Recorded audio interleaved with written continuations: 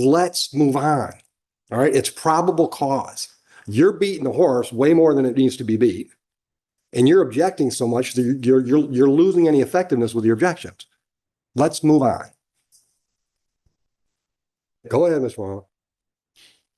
Well, I believe the answer that the defendant wasn't wearing a ski mask at that time. That's what. And I think my question was, where did you observe that ski mask in the vehicle? It's on the passenger seat.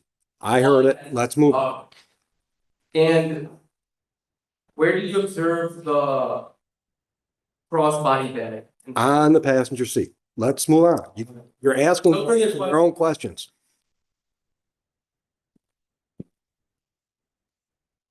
Good afternoon, officer or defendants? Officer Adam Knox. No, Knox, I apologize. If at any point in time the question is confusing, please let me know. I'll try to rephrase for you, okay? Okay.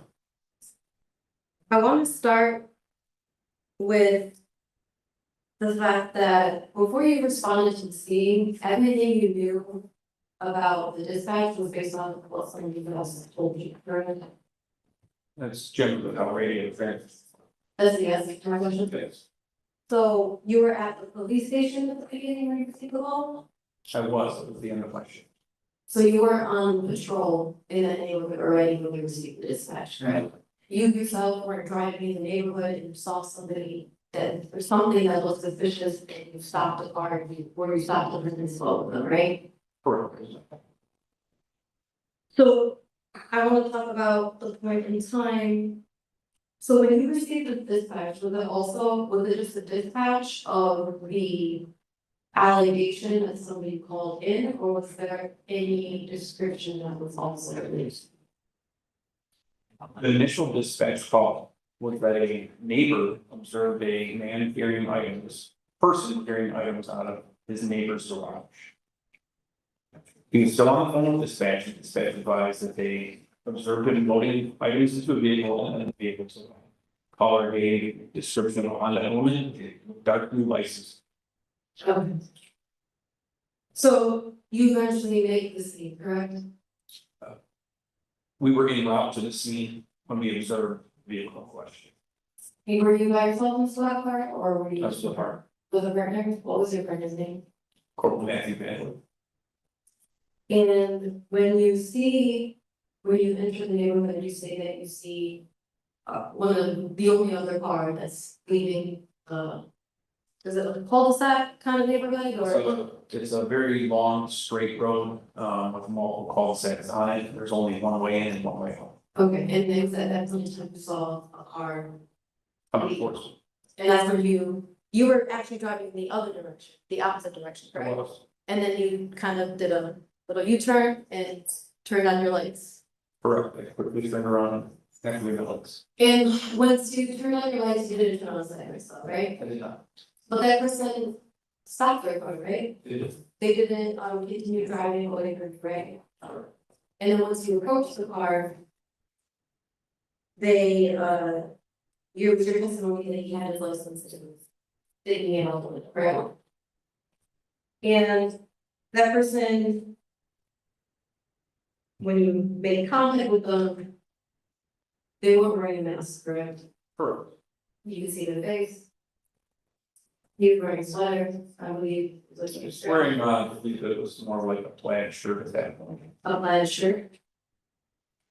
And at some point in time, you say that you looked into the rear of the car and you saw what you said to be a generator, right? Correct. And that's because the call that you got was for a home invasion, right? Correct. And before you had made that stop to speak with Mr. Arnold, Mr. Arnold, you didn't stop at the house that called saying that our generator is missing something, right? That was what was related to the dispatch. I didn't get there. So you didn't go speak with whatever the victim that said that their generator was. Not up to that point. So you don't know if that was the actual thing, generator. At that point in time, you never saw a picture of what that generator was. before you saw the generator in the back of Mr. Arnold's car? Didn't know it was a specific generator, I just knew that it was a yellow generator. In the back of the vehicle, sorry. That's fair. And before you stopped that vehicle and you saw the generator, you actually don't know how that generator got into the car, do you? No, So you weren't like following, you didn't follow that car, or you weren't, what's the word? Counsel, he said he didn't know. Let's move on. Okay. You asked for the person that's sitting in the driver's seat to settle, correct? correct. And he complied with all of your requests and demands, right? Never asking why I didn't stop it, correct. He didn't pull away from you and detain him, put handcuffs on him? No,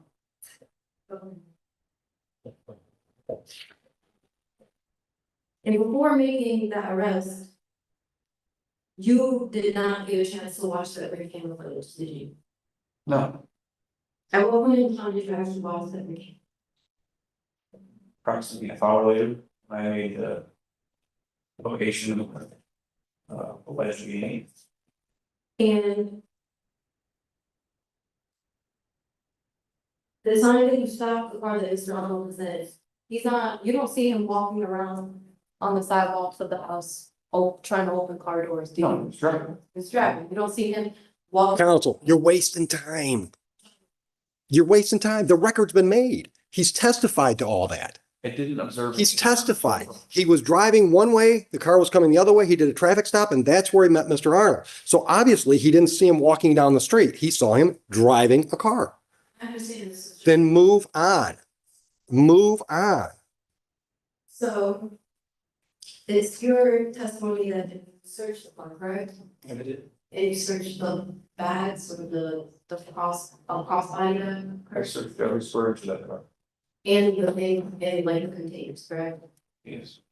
And in that crossbody bag, that's where you say you found items that were reported missing, correct? I'm sorry, what's the last part? That were reported missing.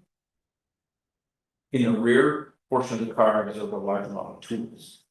And initially, what was reported missing was the generator.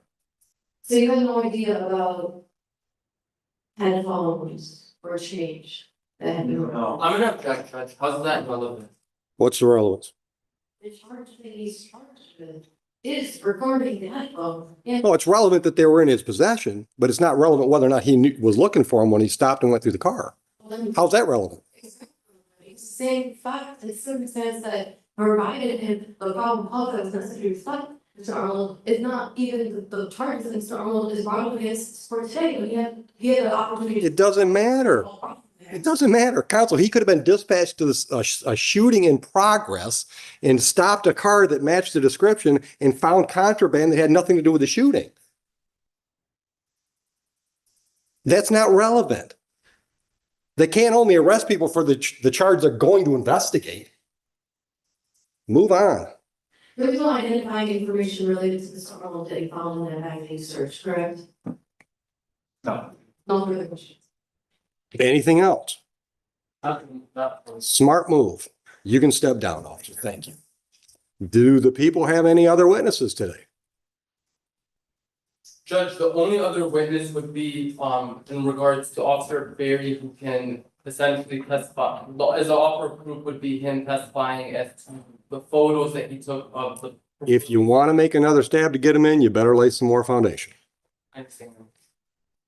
Yep, we'll call Officer Berry then. And it'll be very brief, Judge.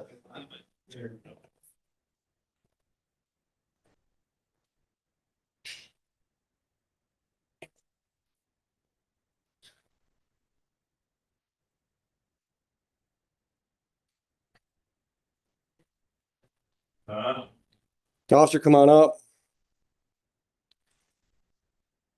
Raise your right hand, swear affirm, tell the truth, the whole truth, nothing but the truth today. I do. Come on up, watch your step on my ramp, settle in the chair.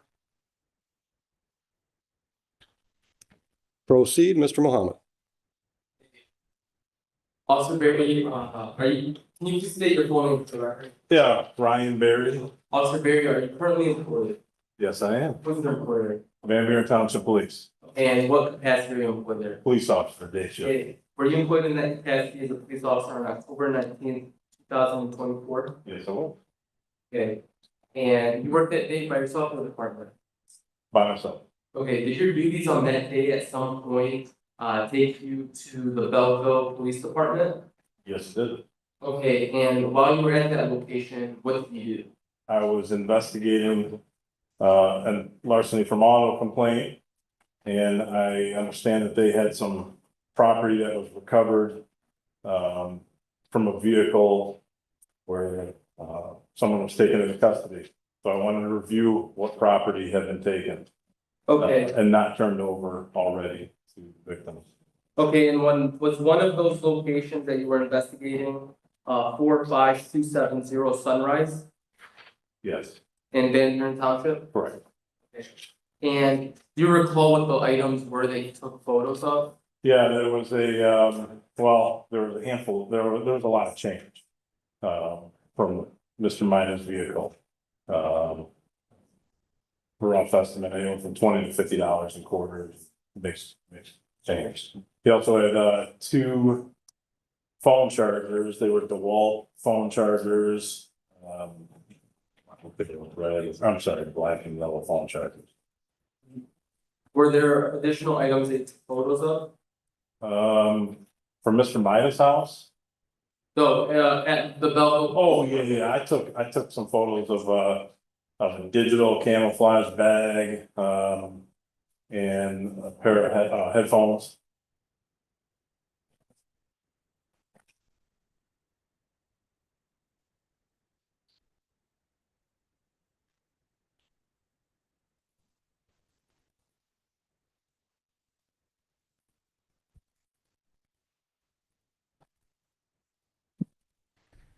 Thank you.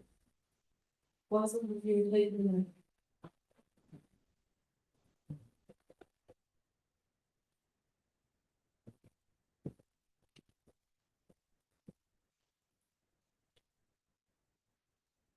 I've handed you what's been marked as People's Proposed Exhibit number 2, 3, 4, and 5. Let's start with number 2. Do you recognize it? I do, How do you recognize it?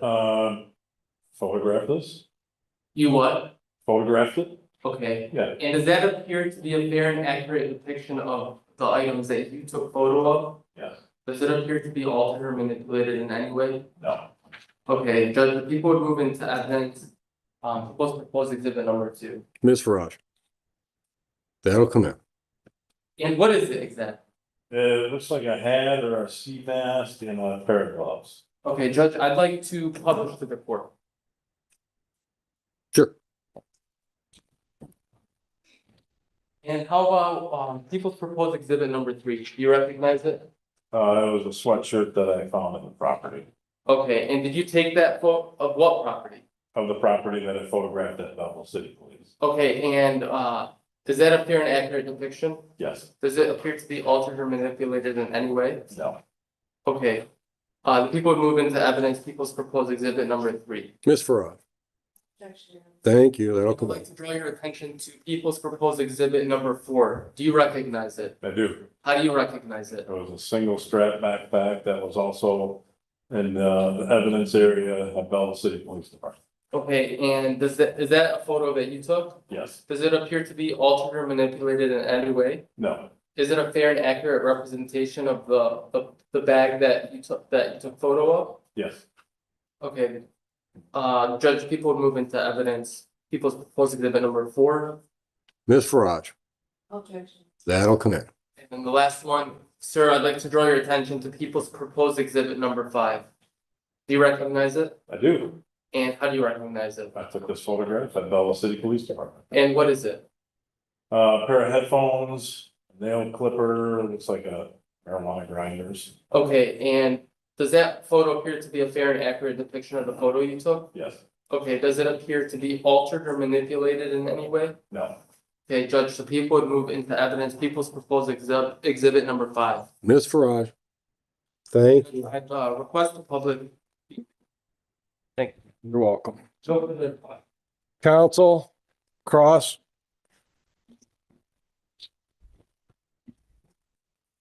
Good afternoon, Officer Barry. Yes, ma'am. And any point in time that she's using the knowledge of let's do great. Okay. So. You just, how did you come in contact with the evidence? Earlier that morning, well, I'll start from the beginning. Belleville City Police is dispatched through our dispatch on the same radio channel.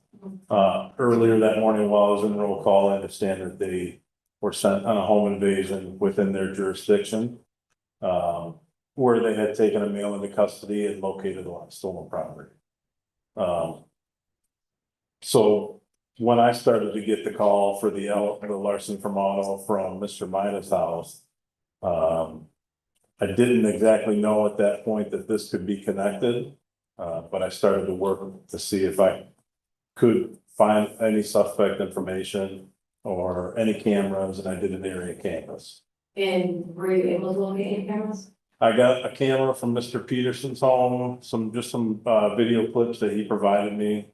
And then Miss O'Neill, later in the day, while I was doing an area canvas in the neighborhood, I was notified by Lieutenant Abdullah that she had also been a victim of a larceny from auto, either that night or the earlier that morning. So when I made contact with her, I was able to get some video clip from her as well. Okay, that's great. So speaking about Miss O'Neill, you had a chance to speak with her, correct? Yes, And she was able to describe to you what she believed was taken out of her vehicle. you're right. And is, your honor, if you mind if I? No, Thank you. whatever one you need. Thank you. Permission to approach the witness, yeah? Sure. I'm showing you what has been identified as people's exhibit 5. It's your testimony today that you took that photo, correct? Mhm. And when you spoke with Ms. O'Neill, she had an opportunity to describe the victims that she lost, right? Correct. She described them as the ones that are being like over the head. Yes, Those are not really, Those those are not those type of ones, correct? correct. Thank you, Your Honor. He said that these are not the headphones that were described. I got you.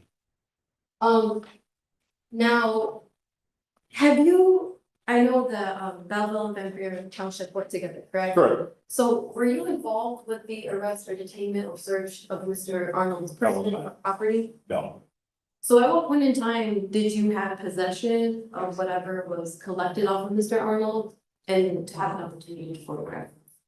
I'm sorry, say it again. When I had possession of it? Yeah, so those photos weren't taken on the scene, were they? No, that was at the Belleville City Police Department. Okay, Yeah. so did like all the evidence come in like a box and you just kind of like put them on? No, Belleville City Police stores all their property, in their Sally Port, in a gated area in Sally Port. Thinking that this may be connected down the road, or if I were able to get some additional, victims, I went to their station and photographed that in the station. Okay, so before you had, did the photographs, did you have an opportunity to review any of the camera footage associated with any of the break-ins in the area? I saw, no, I did not, no video camera. So it's all you know, so you're just looking for those. Yeah, As part of my investigation. Mr. Mohammed, any further questions for this officer? So can I see those exhibits?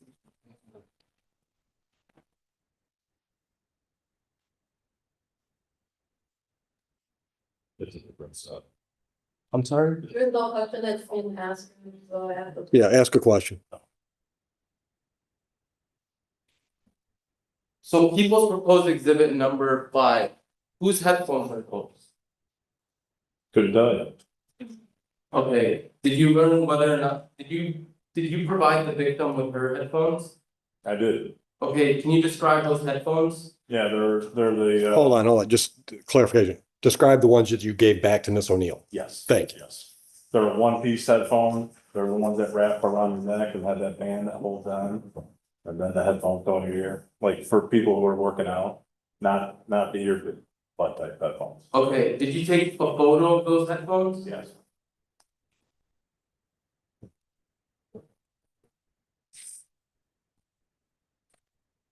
Okay. And where did you get those headphones from, the ones that you recovered and provided to the victim? In the evidence box that they had in the Sally Port of Belleville City Police Department. Okay. And did you provide those photos? What did you do with those photos that you took a photo I of? uploaded those to the evidence server along with my case report. Understood. It's not really here. It's not really not file. And what you got this from Belleville Police Department? Yes, In relation to this case? yes, from, the property, from the person that Belleville Police had custody. Understood. Yes. And no further questions. Ms. Farage. Based on that, we got the Okay, thank you. Officer Barry, you can step down. Thank you. So I've been thinking about it. What's that? Alcona County, were you hunting a swamp? What's that? Were you hunting a swamp? It had to be. Judge, no further witnesses. Thank you. All right, Ms. Farage, any witnesses or are we ready for argument? No one is so happened. I'm ready for argument. We'll move for a bind over. Whether or not that photo number 5 doesn't change anything. The fact of the matter is the officer indicated that he recovered headphones and provided them to the witness, and she indicated, clearly details of what those headphones were. So I just want to get ahead of that. I understand there must have been other headphones that were recovered. And it's just those are introduced into evidence is what we have. I'm going to reserve my argument. That's fine. Just wanted to get ahead of that. Ms. Farage.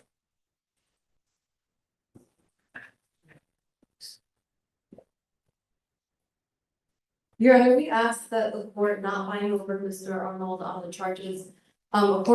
First part of my argument, according to Michigan Court Rules, Criminal Procedure 6.110, the preliminary examination subsection probable cause, it requires that the prosecution, even in a probable cause standard, must prove that not only that an offense was committed, but that it was defiant. Mr. Arnold was the person that committed this offense. No, that's not true, counsel.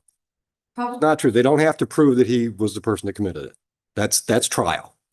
court finds probable cause to believe that the defendant has committed an offense found by the district court and must proceed. Probable cause. You said the people have to prove that he did it. And I said, that's for trial. And we'll talk off the record, but it's offensive to me that you're going to stand there and tell me how to do probable cause hearings after 26 years on the bench. So I don't need you to explain what my job is today. You can make the arguments about how he didn't meet his burden, but please don't stand there and tell me how to do a PC. So move on. I had not met no offense before when I was. Oh, I didn't think you meant it, but I found it. I don't think you meant to offend me. Okay, so. I'm just telling you that it is offensive. So just move on. There has been no testimony today of eyewitness identification. All of the 4 witnesses that have testified here today by the prosecution state that it was in fact the person on the ring camera video footage was the person that's sitting here before the court as Mr. Arnold. In fact, the first 3 civilian witnesses testified to not seeing the person's face. Mr. Arnold was able to see one of the exhibits that was submitted by the government to prove that the person's face was in fact covered. Counsel, take your time.